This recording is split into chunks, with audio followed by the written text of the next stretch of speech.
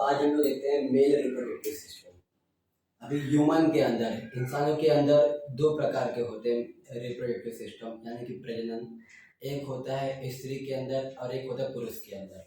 एक मेल के अंदर होता है और एक फीमेल के अंदर। मैं इसमें आज आप लोगों को हिंदी में और इंग्लिश में दोनों में भी बताने वाला हूँ कि मेल रिप्रोडक्टिव सिस्टम क्या होता है, पुरुष प्रजनन क्रिया कैसे होते हैं, क्या होते हैं, पूरा आज हम इसके अंदर देखेंगे।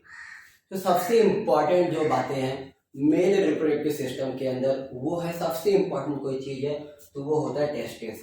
मैं इसमें इस तरफ हिंदी में लिखा हूँ और इस तरफ पूरा इंग्लिश में लिखा हूँ। तो यह है हमारा टेस्टिस, यह है हमारा टेस्टिस।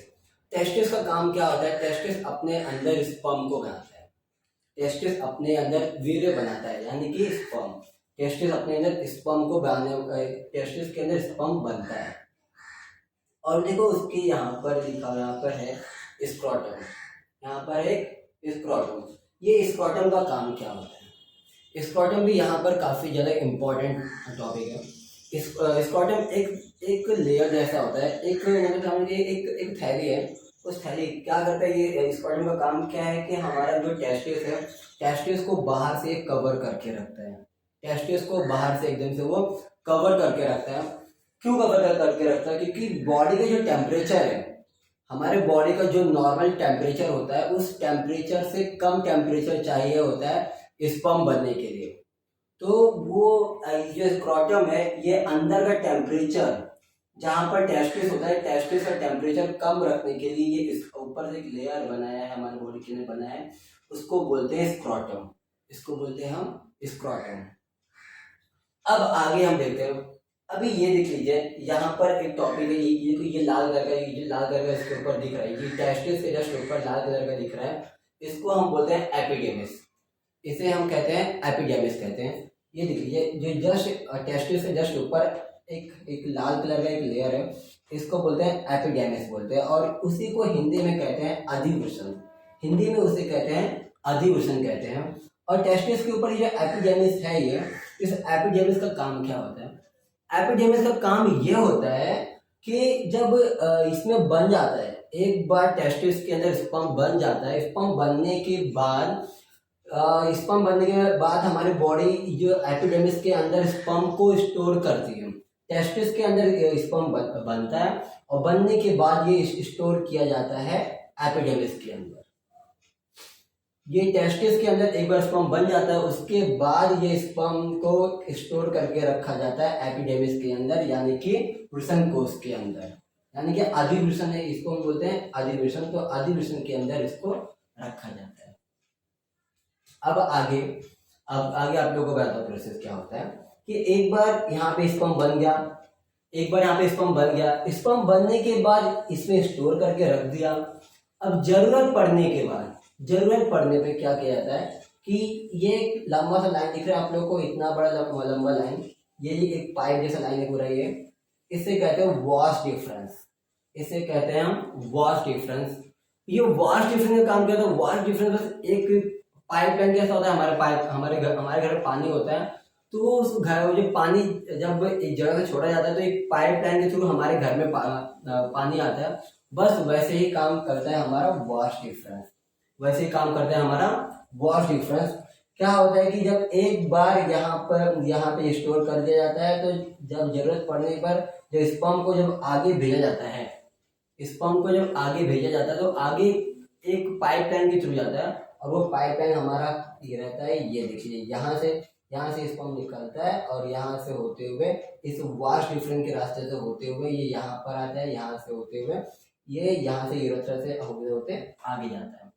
अब मैं आप लोगों को बताता हूँ मैं कि इनका पूरा सिस्टम, तो ये जो है हमारा, ये देखिए इसका जोड़ी में रहता है, क्योंकि हमारे बॉडी के अंदर दो टेस्टिस रहता है। मेल के अंदर पूरा दो टेस्टिस होता है, तो दो टेस्टिस के लिए दो एपिडेमिस होता है और दो वॉश डिफरेंस पाए जाते हैं। दो टेस्टिस और दो टेस्टिस के लिए दो एपिडेमिस, और दो एपिडेमिस के लिए यहाँ पर दो वॉश डिफरेंस, एक इधर है और एक इधर, एक इधर और एक इधर। यहाँ से निकलता है स्पर्म, यहाँ से जाता है, यहाँ पे जाता है। और एक बात बताता हूँ मैं कि अभी हमारे शरीर के अंदर कुछ ग्लैंड्स पाए जाते हैं। और वो ग्लैंड को अभी जो दो ग्लैंड है, एक ग्लैंड है हमारा सेमिनल वेसिकल है और एक है हमारा प्रोस्टेट ग्लैंड है, और एक आता है हमारा यहाँ पे काउपर्स ग्लैंड। ये तीन gland, Cowper's gland, prostate gland और एक सेमिनल वेसिकल नाम का होता है, ये तीन हमारे ग्लैंड्स होते हैं जो हमारे मेल रिप्रोडक्टिव सिस्टम में पाए जाते हैं। अब इनका काम क्या होता है कि ग्लैंड वो चीज होता है ना, ग्लैंड को हिंदी में कहते हैं ग्रंथि। ग्लैंड को हिंदी में कहा जाता है ग्रंथि। ग्रंथि यानी कि ग्लैंड, ग्लैंड का काम ये होता है ना, हमारे शरीर में बहुत सारे ग्लैंड्स हैं, तो ग्लैंड का काम यही होता है कि वो अपने अंदर कोई चीज बनाता हो। जैसे हम बोलते हैं इस फैक्ट्री के अंदर ये चीज बनता है, तो वैसे ही हमारे शरीर के अंदर फैक्ट्री नहीं बोलते, उसको हम लोग ग्लैंड बोलते हैं। ग्लैंड यानी कि हिंदी में कहते हैं ग्रंथि कहते हैं। उस ग्रंथियों के अंदर, वो ग्लैंड्स के अंदर कुछ केमिकल्स बनते हैं। हमारे शरीर के अंदर जो जहाँ पे कोई चीज बनता है वो केमिकल के रूप में रहता है, जिसको हम केमिकल्स बोलते हैं। तो अलग अलग केमिकल्स होता है। तो ये केमिकल्स, अभी ये केमिकल्स बनता क्या, तो ये देखिए अभी यहाँ पर एक होता है हमारा सेमिनल वेसिकल है और एक है हमारा यहाँ पे प्रोस्टेट ग्लैंड है और एक काउपर्स ग्लैंड। जब स्पर्म यहाँ पर आता है ना, तो यहाँ से जाके ये सेमिनल वेसिकल और ये यहाँ पर प्रोस्टेट ग्लैंड, इनके थ्रू एक केमिकल इसमें मिक्स होता है हमारे स्पर्म के अंदर। एक प्रकार का वो स्पर्म को न्यूट्रिशन देता है, एक प्रकार का वो स्पर्म को न्यूट्रिशन देता है, जिसमें शुगर रहता है और वो स्पर्म के अंदर आता है। तो स्पर्म एक्चुअल में एकदम पावरफुल हो जाता है। पावरफुल यानी कि जिस तरीके से हमारे बॉडी को न्यूट्रिशन चाहिए रहता है, वैसे ही हमारे स्पर्म को भी न्यूट्रिशन चाहिए रहता है। और उन स्पर्म को न्यूट्रिशन देने के लिए काम कौन करता है, हमारा सेमिनल वेसिकल और एक होता है प्रोस्टेट ग्लैंड। ये दोनों यहाँ पर इस जगह पर मिलते हैं, इस जगह पर स्पर्म से मिलते हैं। तो आप लोगों को बता देता हूँ कि जिस वक्त हमारे यहाँ से स्पर्म निकलता है, तो सिर्फ और सिर्फ स्पर्म नहीं रहता, साथ में उसके पानी भी रहता है, जिसको हम बोलते हैं फ्लूइड बोलते हैं। और वो फ्लूइड कहाँ से निकलता है, ये हमारे प्रोस्टेट ग्लैंड से निकलता है और एक हमारे सेमिनल वेसिकल के साथ में निकलता है, यानी कि उसे हम कहते हैं सेमेन। अब आप लोग को सेमेन क्या होता है, सेमेन वो चीज होता है, अगर हमें सिर्फ स्पर्म देखेंगे तो बोलेंगे कि स्पर्म, और सिर्फ फ्लूइड देखना होगा तो बोलेंगे कि फ्लूइड। बट एक वर्ड आता है सेमन। अब सेमन में क्या होता है, सेमन में हमारा होता है ये है कि सेमन जहां पे ये वर्ड आ गया ना, तो सेमन में क्या होता है, sperm plus seminal vesicle plus prostate gland. कि जब सेमिनल वेसिकल और प्रोस्टेट ग्लैंड स्पर्म के साथ मिक्स हो जाते हैं, तो उसे हम कहते हैं सीमन, उन्हें हम कहते हैं सीमन। क्योंकि हमारा जो स्पर्म होता है वो फ्लूइड नहीं रहता, उसके अंदर पानी जरा भी नहीं रहता। पर लेकिन हमारे सेमिनल वेसिकल से और प्रोस्टेट ग्लैंड से जब ये वाल डिफरेंट के रास्ते से स्पर्म जब यहाँ से यहाँ आता है, तो इसी जगह पर सेमिनल वेसिकल से और प्रोस्टेट ग्लैंड से, ये प्रोस्टेट ग्रंथि और सेमिनल वेसिकल, ये दोनों से भी एक प्रोटीन, एक फ्लूइड बाहर निकलता है। मतलब कि जो हमारा प्रोटीन है ये पानी के द्रव के रूप में, यानी कि फ्लूइड वाटर के फॉर्म में यहाँ पर आता है और स्पर्म के अंदर मिक्स हो जाता है, और तब हम उस स्पर्म को कहते हैं सीमन। तब उसे हम कहते हैं सीमन, क्योंकि उस वक्त सिर्फ स्पर्म नहीं रहता, स्पर्म के साथ में कुछ फ्लूइडी सब्सटेंस रहता है, कुछ वाटर रहता है, और वो वाटर रहता है हमारा seminal vesicle and prostate gland, ये दो रहता है। और फिर वो यहाँ पे आता है, यहाँ पर ये कॉपर ग्लैंड है, ये भी अपने अंदर से कुछ न्यूट्रिशन बाहर निकाल के पानी के रूप में स्पर्म के अंदर मिक्स होता है, और फिर वो यहाँ से यहाँ पे आ जाता है। अब बच्चों आप लोग बताता हूँ मैं कि ये जो नाम है, ये जो एक पाइप है, ये पाइप है, इसका नाम है यूरिनोजेनाइटल डक्ट। यूरिनोजेनाइटल डक्ट, ये जो हमारा वास्ट डिफरेंस है, ये आकर के जब यहाँ पे आता है, यहाँ से जब आता है, तो यहाँ पर आकर के एक पाइप में, एक नया पाइप रहता है, उस पाइप में आके जुड़ जाता है, और वो पाइप सीधा यहाँ से बाहर निकलता है। और इस पाइप का जो ये पाइप है, इस पाइप का नाम है यूराइनोजेनाइटल डक्ट। यूराइनोजेनाइटल डक्ट। और इन यूराइनल जेनाइटल डक्ट का काम बस इतना ही है कि एक रास्ता देता है स्पर्म को बाहर जाने के लिए। और ये जो यूराइनल जेनाइटल डक्ट एक लेयर से कवर रहता है, ये लेयर जिन्हें हम कहते हैं पेनिस, और एक्चुअली हमें बाहर जो दिखाई देता है वो हमें ये पेनिस ही दिखाई देता है, पर लेकिन उस पेनिस के अंदर एक पाइप होता है, ये पाइप को बोलते हैं यूराइनोजेनिटल डक्ट, और ऊपर का जो ये लेयर है, इस लेयर को हम बोलते हैं पेनिस। इन्हें हम नाम रखे पेनिस, और हिंदी में उन्हें कहते हैं रिसन। हिंदी में उन्हें कहते हैं रिसन।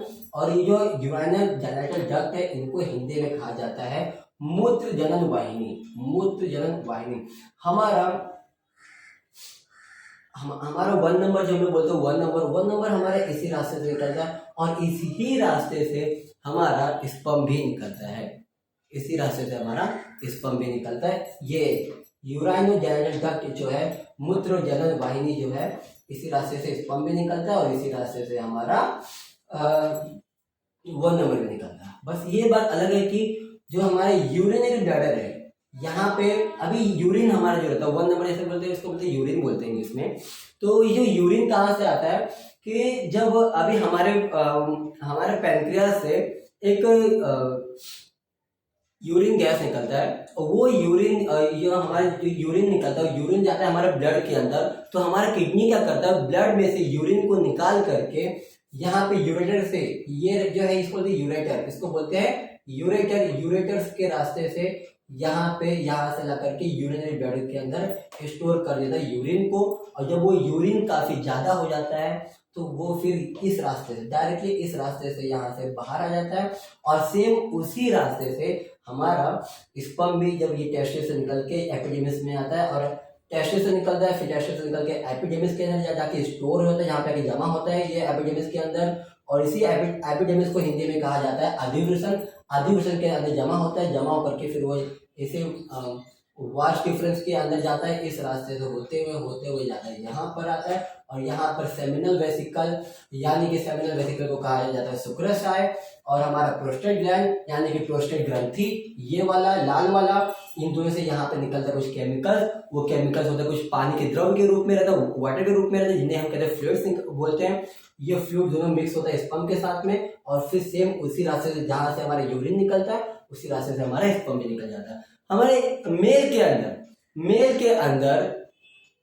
के अंदर यूरिन निकलने का रास्ता और हमारे रिप्रोडक्टिव सिस्टम, दोनों भी रास्ता एक ही में ज्वाइंट है। दोनों भी पार्ट्स हमारा एक ही में ज्वाइंट है, यानी कि हमारा जो किडनी का जो फिल्टर होता है, जो भी यूरिन वगैरह, वो और हम मेल का रिप्रोडक्टिव सिस्टम दोनों भी एक ही में ज्वाइंट है। बट फीमेल में डिफरेंट है। फीमेल में यूरिनरी सिस्टम अलग है और रिप्रोडक्टिव सिस्टम अलग है, बट मेल में यूरिनरी सिस्टम और रिप्रोडक्टिव सिस्टम दोनों एक ही में है, और फीमेल में अलग अलग होता है। तो मैंने आप लोगों को जितना भी चीज था सब मैंने बता दिया। फिर से बताता हूँ, ये एक स्क्रोटम होता है। स्क्रोटम ये होता है हमारे टेस्टिस के ऊपर एक स्किन से बना हुआ एक लेयर होता है। वो लेयर इसलिए होता है जैसे कि क्योंकि हमारे बॉडी की जितना भी टेम्परेचर रहता है, हमारे स्पर्म को बनने के लिए वो जो टेम्परेचर हमारे बॉडी के टेम्परेचर से कम होना चाहिए, तो वो टेम्परेचर को कम करके जो रखता है उसको बोलते हैं स्क्रोटम। टेस्टिस के पास का जो एरिया है उस एरिया का टेम्परेचर कम करने के लिए यूजेस में आता है स्क्रोटम। अब एक और बताता हूँ मैं, जैसे कि यहाँ पर है, ये देखो, ये दिख रहा है स्पर्म। तो अभी आप लोग बताते हैं कि स्पर्म जब यहाँ पे आता है, तो स्पर्म के पास तो हाथ पैर तो होता है कि वो चल करके यहाँ से जाएगा, ऐसा पूरा आएगा और फीमेल के रिप्रोडक्टिव सिस्टम में एंट्री करेगा। ऐसा तो होता नहीं, वो तो हाथ पैर हमारे पास है, पर हमारे स्पर्म के पास ना कोई हाथ है ना कोई पैर है। तो उसके बाद है एक टेल है, क्या उसके पास एक टेल, यानी कि उसका पूंछ है। उस टेल से वो तैर करके, जैसे फिशेस कैसे पानी में तैर करके एक जगह से दूसरी जगह तक जाती है, वैसे ही हमारा ये स्पर्म है। बट लेकिन स्पर्म को तैरने के लिए पानी चाहिए, पर पानी तो यहाँ पे होता है, क्योंकि जो फ्लूइड जो हमारा यूरिन निकलता है वो इस रास्ते से निकलता है, तो पानी तो यहाँ पे है ही नहीं। तो वो पानी उनको कोई देता है, तो वो पानी मिलता है यहाँ से, सेमिनल वेसिकल और प्रोस्टेट ग्लैंड। अभी जब बॉयज के अंदर यानी कि मेल के अंदर एक फ्लूइड निकलता रहता है, जरूरी नहीं कि वो यूरिन हो, वो यूरिन एनी टाइम यूरिन नहीं रहेगा, वो कुछ फ्लूइड निकलता है। वो फ्लूइड निकलता है सेमिनल वेसिकल से और प्रोस्टेट ग्लैंड यानी कि शुक्राशय से और प्रोस्टेट ग्रंथि से एक फ्लूइड निकलता है, यानी कि एक पानी निकलता है। और वो पानी देता है हमारे स्पर्म को तैर के जाने के लिए रास्ता देता है, क्योंकि वो पानी जब रहेगा तभी तो हमारे स्पर्म ये तैर सकेगा। क्योंकि ये स्पर्म जो जाता है वो इस अपना इसके जो टेल है इस टेल के थ्रू जाता है। और मैं आप लोगों को बताता हूँ मैं कि हमारे शरीर में जितना भी हमारे शरीर के अंदर जितना भी सेल्स है सबसे स्मॉल सेल होता है हमारा स्पर्म सेल। स्पर्म का सेल सबसे छोटा सेल होता है हमारे बॉडी के अंदर। और ये स्पर्म जब जाता है ये तैयार करके जाता है हमारे ये अपने टेल से। देखो स्पर्म को कुछ आप लोग स्पर्म का मैं स्पर्म के लिए स्पर्म का डायग्राम समझाने के लिए मैं एक नया वीडियो बनाऊंगा। उस वीडियो अभी तो फिलहाल थोड़ा मैं बता देता हूँ मैं। ये जो पार्ट है ये इसका सर है, ये इसका पूरा सर है, ये यहाँ पे न्यूक्लियस होता है, इसको एक्रोनियम बोलते हैं। और ये इसका नेक, ये इसका गर्दन है, इसका गला है। और ये पूरा क्या है इसका ये पूरा टेल है जिनको फ्लैजिला भी कहा जाता है। इनके टेल को फ्लैजिला भी कहा जाता है।